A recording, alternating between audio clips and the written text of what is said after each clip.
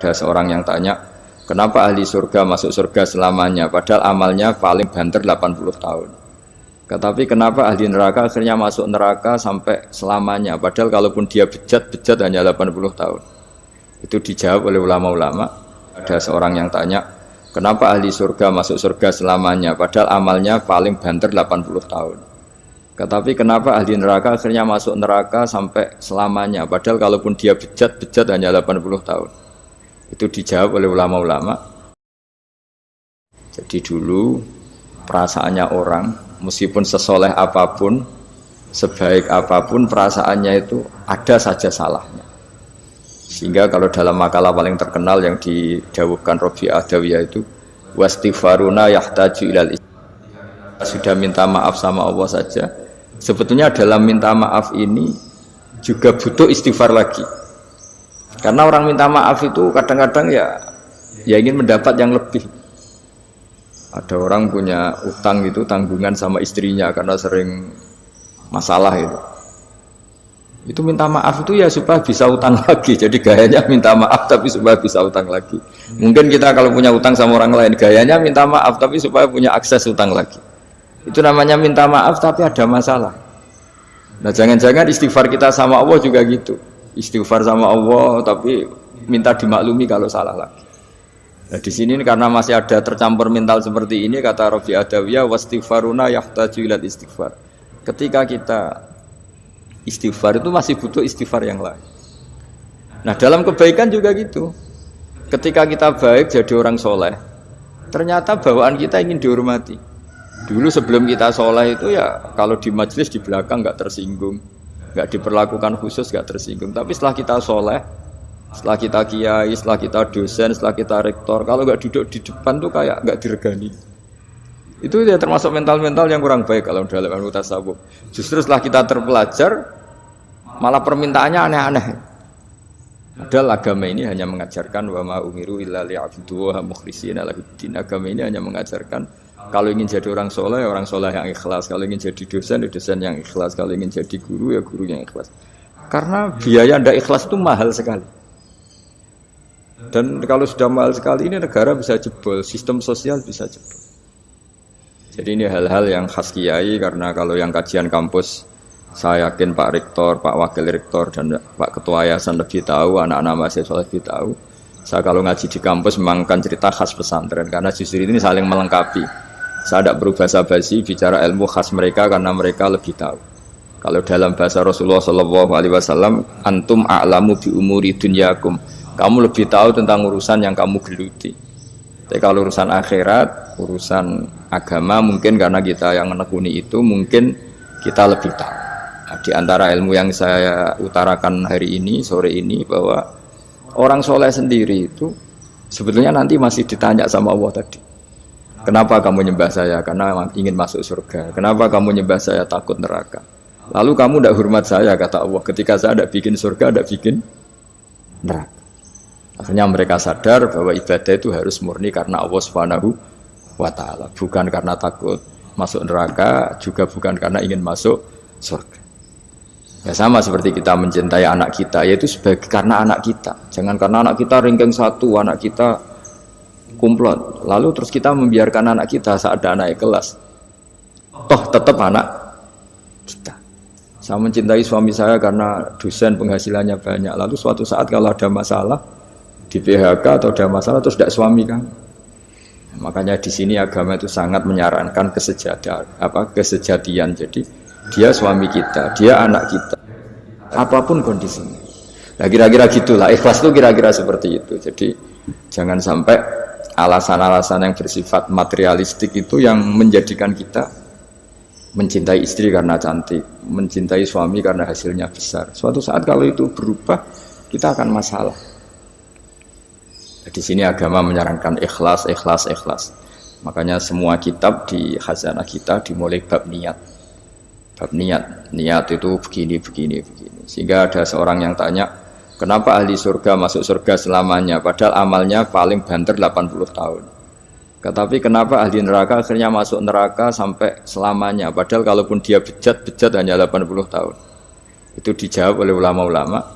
orang mukmin itu berkomitmen akan iman andikan hidupnya selama-lamanya sehingga dibalas dengan masuk surga selama-lamanya.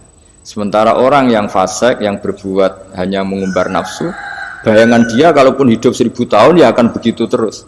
Dan dia ketika mati dengan status dia berencana andikan sehat maksiat terus. Karena punya rencana seperti itu diganjar neraka yang selamanya lama. Maka saya mohon niat ini juga yang harus mengilhami para rektor, para dosen. Andai kan sudah ada jabat pun tetap berkomitmen pada institusinya, pada yayasannya. Jangan kalau jabat serius, sekali tidak jabat malah ganggu. Itu nggak boleh. Harus. Saya sendiri juga gitu. Saya populer apa enggak, saya keren apa enggak, saya akan berkomitmen tetap mengkhidmati agama ini. Nah, dengan seperti itu berarti sudah biniyatin solihatin, punya niat yang baik.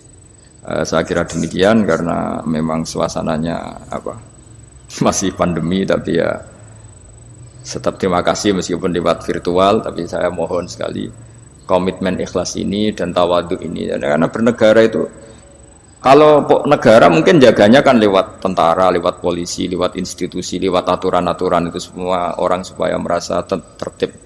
Tapi kita sebagai kiai, tertib itu dimulai cara tawaduk tadi. Karena kita tidak merasa paling benar, sehingga hubungan dengan siapapun kita akan baik. Tapi kalau sudah orang merasa benar sendiri, bahkan saya dengan anak saya itu ya sering takut.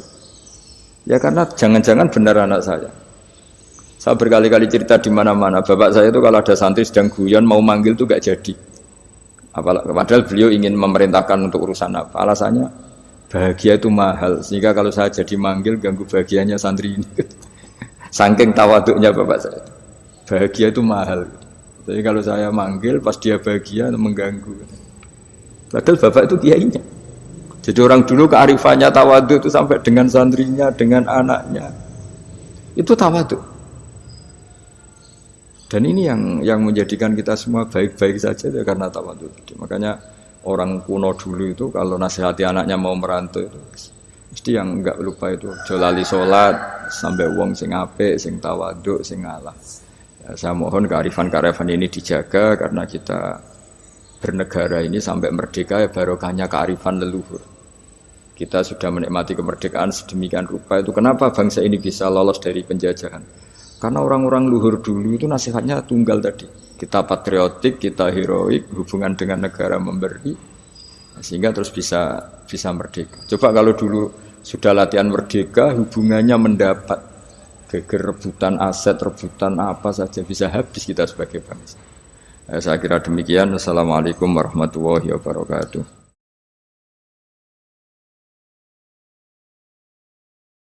Nabi yang paling terkenal diuji itu namanya Nabi Ayub. Nabi Ayub itu diuji punya penyakit itu lama sekali. Terus ketika istrinya mulai galau itu mulai gundah, ini kamu itu Nabi kok diuji sampai sekian lama. Terus si Nabi Ayub tanya, kamu sehat sudah berapa puluh tahun? Sudah kira-kira 60 tahun itu. Kamu sakit, kita sakit baru berapa 1 tahun itu. Ya sudah, kamu harus ingat betapa Allah ngasih kesehatan itu jauh lebih lama ketimbang kita ngadepi penyakit. Kita kan kemarin ngadepi pandemi baru mulai pertengahan Maret sampai sekarang. Dibanding kita sehat berpuluh-puluh tahun kan masih enggak imbang. Sehingga ingat sisi nikmat istilahnya. Fazkuru ala Allahi la'allakum tuflihun. Jadi hidup itu hubungan dengan Allah, dengan orang lain itu harus lebih ingat sisi-sisi nikmat. Bahwa ujian ini jauh lebih ringan dibanding saat kita diberi kebaikan. Jadi sehingga enggak perlu cemas. Ya sudahlah kita berikhtiar untuk menghadapi Covid ini, tapi enggak perlu cemas karena sebetulnya nikmat yang dikasih Allah itu jauh lebih besar gitu.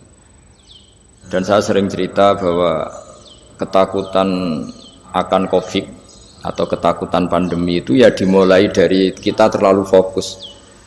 Andai kan kita peneliti geologi atau peneliti alam ini mungkin takutnya likuifaksi mungkin kalau peneliti sosial takutnya Indonesia itu chaos, mungkin kalau peneliti apa gitu ya, mungkin peneliti udara atau peneliti polusi takutnya itu polusi. Jadi ketakutan akan di antara manusia itu kan memang khasnya itu walanabluwannakum bisyai'im minal khaufi wal ju'.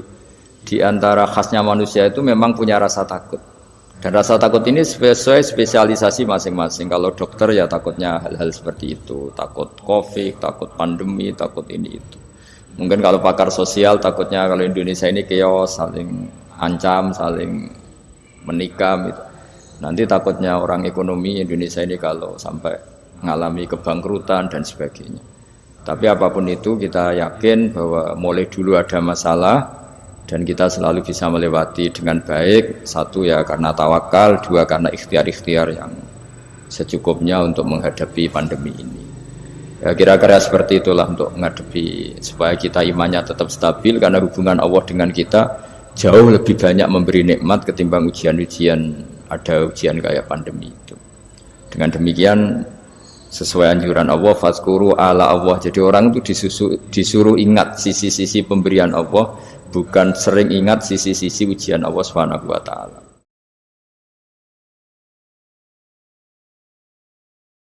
Dari salah satu dosen Universitas IFED, Mas Dega Febiarsa, tawaduk guru atau dosen kepada siswa atau mahasiswa seperti apa? Bagaimana sikap siswa atau murid zaman sekarang yang terkesan kurang menghormati kepada gurunya, Gus? Itu keluhan. Oh, keluhan nggih Gus ini. Itu enggak pertanyaan. Itu enggak pertanyaan, itu keluhan. Begini ya Kak, curhat itu ya. Kalau mahasiswa dan dosen itu kan dari awal dosen juga kalau santrinya terlalu tawaduk, mahasiswa juga susah, katanya tidak kritis. Tapi kalau kritis kenanya nanti tidak tawaduk, itu mah nggak banyak pilihan kalau di kampus itu. Tapi sebenarnya tawaduk itu bukan dengan makna harus seperti orangnya dulu terus DP itu enggak lah. Tawaduk itu artinya orang itu diberi haknya.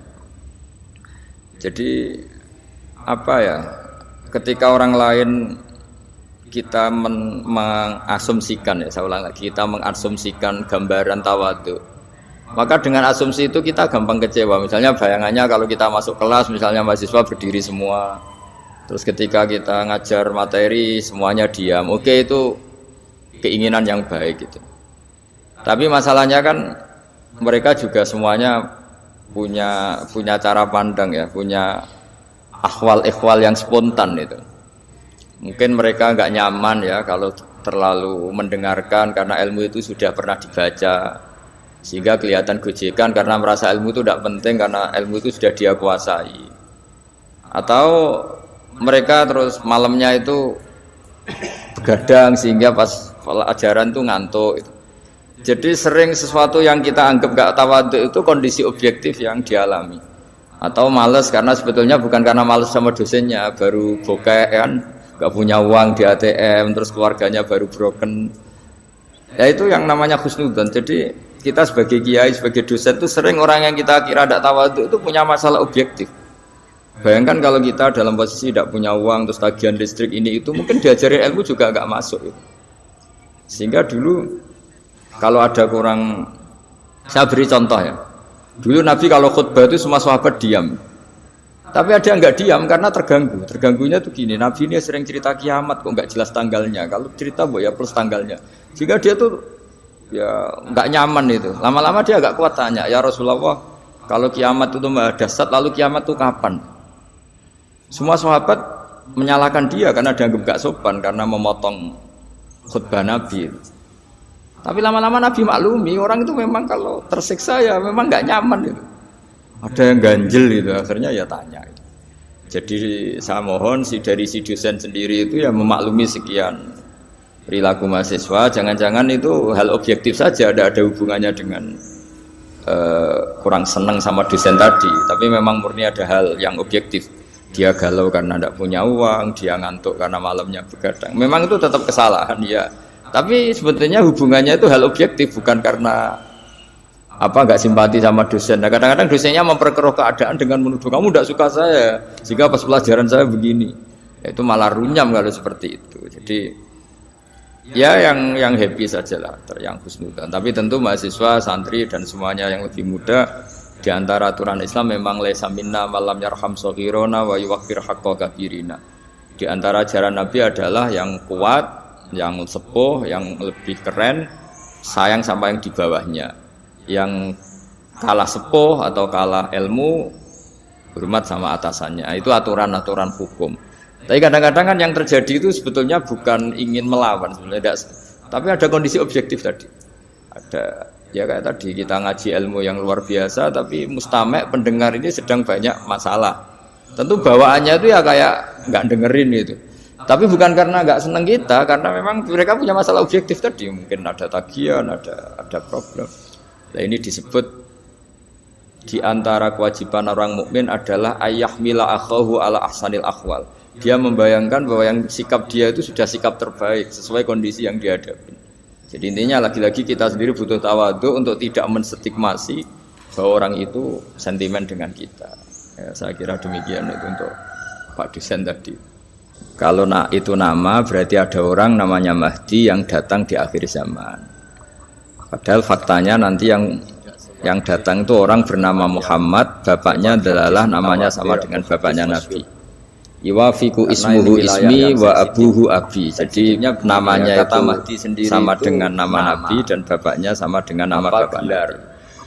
Sehingga Mahdi di sini bisa saja artinya itu orang yang dapat petunjuk yang datang di akhir zaman. Padahal kalau sampai tanya iman, ya kita iman, tapi tidak seketat atau sewajib iman wajibnya sholat, wajibnya puasa. Jadi sama-sama berstatus wajib iman itu ya ada kelasnya ya, ada kelasmennya. Jadi kalau sesuatu itu mujma' alaih atau mutawatir itu tingkat kewajibannya itu ekstrim gitu. Tapi kalau dari riwayat yang di bawah itu ya sama-sama masih wajib, tapi ya wajib-wajib yang jauh di bawah itu. Ya intinya proporsional lah. Jangan lalu hidupnya Anda dihabiskan untuk membayangkan nanti Mahdi itu wajahnya kayak apa, terus cara perangnya kayak apa, lama-lama kamu filmkan itu malah gak karu-karuan tuh. Kalau khayal ya sudah ya sekedar iman, tapi tidak seiman kalau kita wajib membenarkan Rasulullah Muhammad SAW dengan segala apa yang ada beliau, yang sampainya kita lewat thariqut tawatur dengan cara yang sangat masyhur, sangat terkenal dan diijma'i ulama. Nah, yang kelas-kelas seperti ini yang imannya itu harus benar-benar ketat. Kalau riwayatnya itu mutawatir yang di bawah itu, atau masyhur, atau apalagi ahadi yang meriwayatkan hanya personal rawi, tidak konsensus, itu tingkat imannya di bawah itu. Ya samalah seperti hukum sosial umumnya. Kalau informasi ini masif dan semua TV memberitakan misalnya, dan semua yang orang adil percaya, mulai pejabat rakyat tahu ya. Tapi kalau informasinya baru personal di bawah itu ya tingkat imannya juga. Jadi intinya sama-sama wajib tuh kualitas kewajibannya beda-beda sesuai kualitas riwayat.